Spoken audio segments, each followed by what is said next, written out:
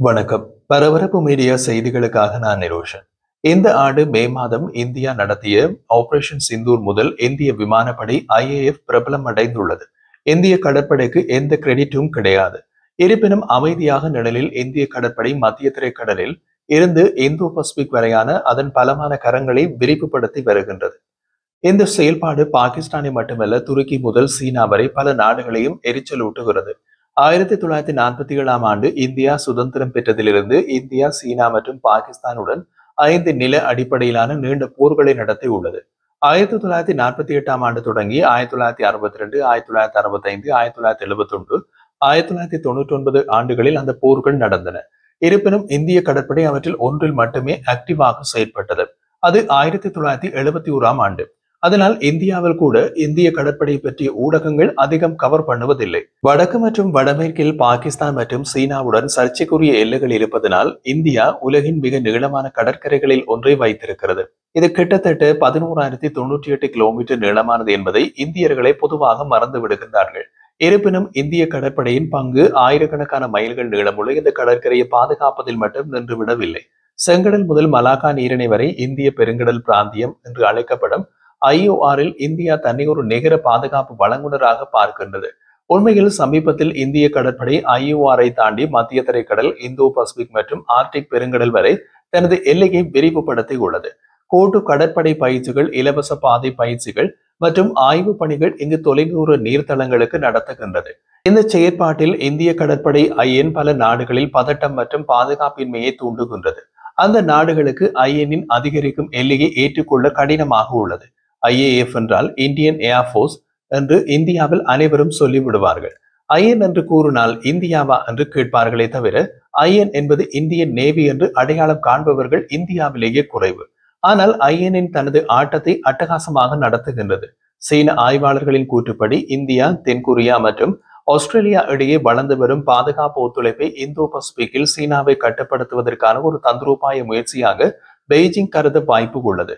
நெருக்கமான பாதுகாப்பு உறவுகளை உருவாக்குவதன் மூலம் இந்த நாடுகள் பிராந்தியத்திலிருந்து அமெரிக்கா தந்திரோபாய ரீதியாக வெளியேறியதால் ஏற்பட்ட வெற்றிடத்தை நிரப்ப முயற்சிக்கின்றன என்று சீன ஆய்வாளர்கள் கூறுகின்றார்கள். சீனாவின் கொல்லைப்புறத்தில் இந்திய கடற்படை கப்பலான சக்யாத்ரி இருப்பதை சீன ஆய்வாளர்கள் சீன தேசிய பாதுகாப்பு அச்சுறுத்தலாக பார்த்தனர். இந்திய பாதுகாப்பு அமைச்சின் அறிக்கையின்படி சக்யாத்ரி அக்டோபர் 13ஆம் தேதி தென்கொரியாவின் பூசன் கடற்படை தளத்தில் நங்கூரமிட்டு நின்றிருந்தது. தென்சீன கடல் மற்றும் இந்தோ பசிபிக் பகுதிகளுக்கு தொடர்ந்து செயற்பாட்டு பணிகளின் ஒரு பகுதியாக இந்திய கடற்படை கப்பலான சக்யாத்ரி அக்டோபர் 13ஆம் தேதி தென்கொரியாவின் பூசன் கடற்படை துறைமுகத்தில் இந்திய கடற்படை, IN கொரிய குடியரசு கடற்படை, ROKN இருதரப்பு பயிற்சியில் பங்கேற்க அங்கு சென்றது என்று கூறியது. இந்திய வருகையின் போது கப்பல் குழுவினர் IN, ROKN இருதரப்பு பயிற்சியின் தொடக்க பதிப்பின் துறைமுகம் மற்றும் கடல் கட்டத்தில் பங்கேற்பார்கள். புவிசார் அரசியல் கடல் நிலப்பரப்பில் இந்தோ பசிபிக்கின் முக்கியத்துவம் அதிகரித்து வருவதால் பரஸ்பர நலன்களின் அடிப்படையில் கூட்டணிகளை உருவாக்குவதன் முக்கியத்துவத்தை இரு நாடுகளும் பெருகிய முறையில் அங்கீகரித்துள்ளன. தென்சீன கடல் மற்றும் இந்தோ பசிபிக் பகுதிகளுக்கு INS சக்யாத்ரியின் தொடர்ச்சியான செயற்பாட்டு பணி பொறுப்பான கடல்சார் பங்குதாரர் மற்றும் விருப்பமான பாதுகாப்பு கூட்டாளியாக இந்தியாவின் அந்தஸ்தை சுட்டிக்காட்டுகிறது என்று அந்த அறிக்கையில் மேலும் கூறப்பட்டுள்ளது. சக்யாத்ரி என்பது இந்தியாவில் வடிவமைக்கப்பட்டு 2012ஆம் ஆண்டு முதல் இயக்கப்படும் ஒரு கிவாலிக் வகை வழிகாட்டப்பட்ட ஏவுகணை ஸ்டெல்த் தொழில்நுட்ப போர்க்கப்பல். இந்திய பாதுகாப்பு அமைச்சின் அறிக்கை இந்திய கடற்படையின் திட்டங்களில் இந்தோ பசிபிக் மற்றும் தென்சீன கடலின் வளர்ந்து வரும் முக்கியத்துவத்தை எடுத்து காட்டுகின்றது. கூடுதலாக இந்த மாத தொடக்கத்தில் அக்டோபர் 9ஆம் தேதி இந்திய பாதுகாப்பு அமைச்சர் ராஜ்நாத் சிங் தனது ஆஸ்திரேலிய சகாவான ரிச்சர்ட் மார்லஸுடன் ஆஸ்திரேலிய இந்திய பாதுகாப்பு அமைச்சர்கள் பேச்சுவார்த்தைக்காக கான்பெராவுக்கு பயணம் செய்தார். பேச்சுவார்த்தைகளின் போது சுதந்திரமான, நிலையான மற்றும் வளமான இந்தோ பசிபிக்கை பராமரிக்க உதவும் விதத்தில் பிராந்திய கூட்டாளர்களுடன் ஒத்துழைப்பை அதிகரிப்பதன் முக்கியத்துவத்தை இரு தரப்பினரும் உறுதிப்படுத்தியதாக கான்பெரா வெளியிட்ட அறிக்கையில் தெரிவிக்கப்பட்டுள்ளது. வாஷிங்டனில் உள்ள ஹட்சன் நிறுவனத்தின் மூத்த சக ஆய்வாளரான லிசலோட் ஆர்காட், இந்தியா ஆஸ்திரேலியா பாதுகாப்பு உறவுகளில் ஏற்படும் முன்னேற்றங்கள் மற்றும் இந்தோ பசிபிக் பகுதியில் சீனாவை கட்டுப்படுத்த வலுப்படுத்துவதாக பெய்ஜிங்கில் பார்க்கப்படும் என்றும் இது இந்திய பெருங்கடலில் பதட்டங்கள் அதிகரிக்கும் என்றும் கூறினார்.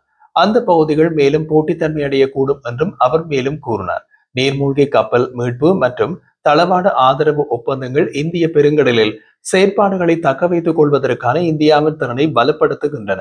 உலகளாவிய கடல்சார் சக்தியாக மாறுவதற்கான அதன் முயற்சிகளின் ஒரு பகுதியாக பசிபிக் பெருங்கடல் மற்றும் இந்திய பெருங்கடல் இரண்டிலும் கடற்படை சக்தியை வெளிப்படுத்தும் மற்றும் செல்வாக்கை பராமரிக்கும் சீனாவின் திறனை சவால் செய்கின்றன என்று ஹாங்காங்கை தளமாக கொண்ட சவுத் சைனா மார்னிங் போஸ்ட் கூறுகிறது. இதற்கிடையில் வரலாற்று சிறப்புமிக்க முதல் தடவையாக இந்தியா தென்கொரியா கூட்டு கடற்படை பயிற்சிகள் குறித்து கருத்து தெரிவித்து ஆர்காட் இந்தோ பசிபிக் பகுதியில் இந்திய ஸ்டெல்த் போர்க்கப்பலை நிறுத்துவது சர்ச்சைக்குரிய நேரில் இந்தியா காட்சியில் இருப்பதை குறிக்கிறது என்று கூறினார். இந்த பயிற்சி விருப்பமான பாதுகாப்பு கூட்டாளியாக இந்தியாவின் நிலையை பலப்படுத்துகின்றது. அத்துடன் கிழக்கு ஆசியாவில் இந்தியாவின் வளர்ந்து வரும் கடற்படை கூட்டணி வலையமைப்பை அதிகரிக்கிறது. இது ஜப்பான் மற்றும் வியட்நாமை உள்ளடக்கியது. மேலும் இது சீனாவின் கடல்சார் உறுதிப்பாட்டை சமநிலைப்படுத்த முயற்சிக்கின்றது. சீனாவை சமநிலைப்படுத்த நேரடி மோதலை தவிர்த்து கூட்டு பயிற்சிகள், தளவாட ஒப்பந்தங்கள் மற்றும் தொழில்நுட்ப கூட்டணிகள் மூலம் தனது பாதுகாப்பு தடத்தை விரிவுபடுத்துவதற்காக இந்தியா முயல்கின்றது.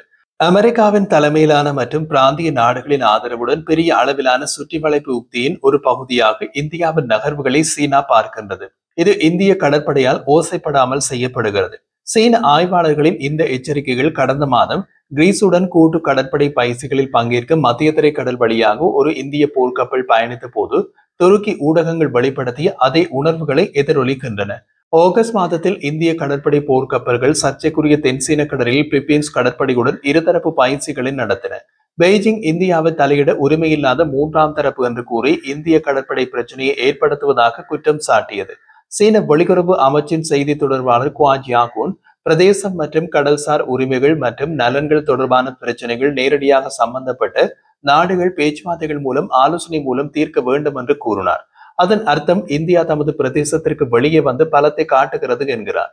தென்சீன கடலில் இந்தியா பிலிப்பீன்ஸ் கூட்டு பயிற்சிகள் குறித்து கேட்டபோது எந்த மூன்றாம் தரப்பினரும் எமது கடல் பகுதியில் தலையிட எந்த நிலையிலும் அனுமதி இல்லை என்று காப் மேலும் கூறினார். சீன சமூக அறிவியல் அகாடமியின் தென்கிழக்காசிய ஆய்வுகளுக்கான மையத்தின் இயக்குனர் சூ லிப்பிங் சீன அரசு நடத்தும் ஊடகமான குளோபல் டைம்ஸிடம் மணிலாவின் வெளித்தரப்பினரை ஏற்கும் முயற்சிகள் விவேகமற்றவை மற்றும் எதிர்வினைகளை கொண்டவை என்று கூறினார். ஒரு வேற்றுக்கிரக நடிகராக இந்தியாவின் தலையீடு நியாயமானதோ அல்லது பொறுப்பானதோ அல்ல. இந்தியாவின் ஈடுபாடு தென்சீன கடலில் பதட்டங்களை மட்டுமே அதிகரிக்கிறது என்று சூ கூறினார். இதற்கிடையில் சீன மக்கள் விடுதலை ராணுவம் PLA இந்த பயிற்சிகளை கடுமையாக எதிர்த்தது.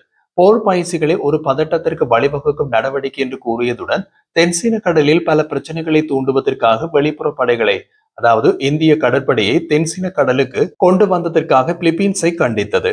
மறுபக்கத்தில் இந்த ஆண்டு ஆகஸ்ட் மாதம் சவுடா விரிகுடாவில் கிரீஸ் கடற்படையின் ஏவுகணை கப்பல் ரிசோர்ட்ஸுடன் இந்திய கடற்படை கப்பல் INS டமால், பசேஜ் எக்ஸ்பிரஸ் மற்றும் பசெக்ஸை நடத்தியது. மற்றொரு இந்திய கடற்படை கப்பலான INS ட்ரிகான் செப்டம்பரில் லிமோசாவால் துறைமுகத்தில் சைப்ரஸ் கப்பல்களுடன் பசெக்ஸ் பயிற்சிகளை நடத்தியது. இதில் நீர்மூழ்கி எதிர்ப்பு போர், இரவு போர்டிங் மற்றும் துப்பாக்கி சூடு நடவடிக்கைகள் ஆகியவை அடங்கும். இந்த கடற்படை பயிற்சிகளில் இந்திய கடற்படை பங்கேற்பதற்கு துருக்கி ஊடகங்கள் கடுமையாக எதிர்ப்பு தெரிவித்தன. துருக்கியின் ஹசன் ஹல்யோன்கு பல்கலைக்கழகத்தின் பேராசிரியர் டாக்டர் அஹ்மத் கேசார் துருக்கி அரசு கட்டுப்பாட்டில் உள்ள ஊடகம் TRT வேர்ல்டுக்கு அளித்த பேட்டியில் இந்தியா கிரீஸ் நல்லிணக்கத்தை துருக்கியை எதிர்கொள்வதற்கான ஏதென்ஸின் ஒரு திட்டமிட்ட உக்தியாக கருத வேண்டும் என்று கூறினார். கிரீஸ் மற்றும் கிரீஸ் சைப்ரியாட் நிர்வாகம் தொடர்ந்து பின்பற்றும் முக்கிய உத்திகளில் ஒன்று துருக்கியுடன் பதட்டங்களை அனுபவிக்கும் அல்லது அப்படி ஒரு பதட்டங்களுக்கு சாத்தியமுள்ள நாடுகளுடன் உறவுகளை பலப்படுத்துவதாகும் என்று அவர் கூறினார். இந்தியாவை பொறுத்தவரை கடந்த மே மாதம் தீவிரமான ஆபரேஷன் சிந்தூர் 4 நாள் போரின் போது பாகிஸ்தானுக்கு துருக்கி அளித்த ஆதரவுக்கான பதிலடிதான் அது. பாகிஸ்தானின் அமைச்சராகவும் நீண்டகால செனட்டராகவும் முன்னர் பணியாற்றிய வெளியுறவு நிபுணர் முஷாஹிதீன் குசைன் சயித் இஸ்லாமாபாத்துடனான துருக்கியின் தந்திரோபாய கூட்டணி காரணமாக துருக்கி மீதான இந்தியாவின் நடவடிக்கை விரோதத்தால் உந்தப்பட்டது என்று TRT வேர்ல்டிடம் கூறினார். கிரீஸுடனான இந்தியாவின் ராணுவ பயிற்சிகளை துருக்கி மற்றும் பாகிஸ்தானுக்கு இடையிலான கணிசமான பாதுகாப்பு ஒத்துழைப்புக்கான இந்தியாவின் எதிர் நடவடிக்கை என்று அவர் கூறினார். மே மாதத்தில் ஆபரேஷன் சிந்தூர் நடந்த போது கூட இந்திய கடற்படை அரபிக்கடலில் இருந்து பாகிஸ்தானை தாக்க தயாராக இருந்தது. அதன் மூலம் பாகிஸ்தானுடனான அடுத்த மோதலில் புதுடில்லி தனது வலிமையினை கடற்படையை வரவழைக்க தயங்காது என்பதையும் இந்தியா தெளிவுபடுத்தியுள்ளது. இந்த வார தொடக்கத்தில் இந்திய பிரதமர் நரேந்திர மோடி இந்தியாவின் உள்நாட்டு விமானம் தாங்கி கப்பலான INS விக்ராந்தில் தீபாவளி பண்டிகையை கழித்தார். இது புதுடில்லியின் பாதுகாப்பு கணக்கீட்டில் இந்திய கடற்படையின் அதிகரித்து வரும் முக்கியத்துவத்தை சுட்டிக்காட்டுகின்றது. கிரீஸ், சைப்ரஸ், தென்கொரியா, பிலிப்பீன்ஸ் மற்றும் ஆஸ்திரேலியா ஆகிய பல நாடுகளுடனான இந்த கூட்டு கடற்படை பயிற்சிகள் இந்தியாவின் கடற்கரையை பாதுகாப்பதில் அல்லது IORில் நிகர பாதுகாப்பு வழங்குனராக செயற்படுவதில் இனி திருப்தி அடையாத இந்திய கடற்படையின் வளர்ந்து வரும் எல்லையை சுட்டிக்காட்டுகின்றன.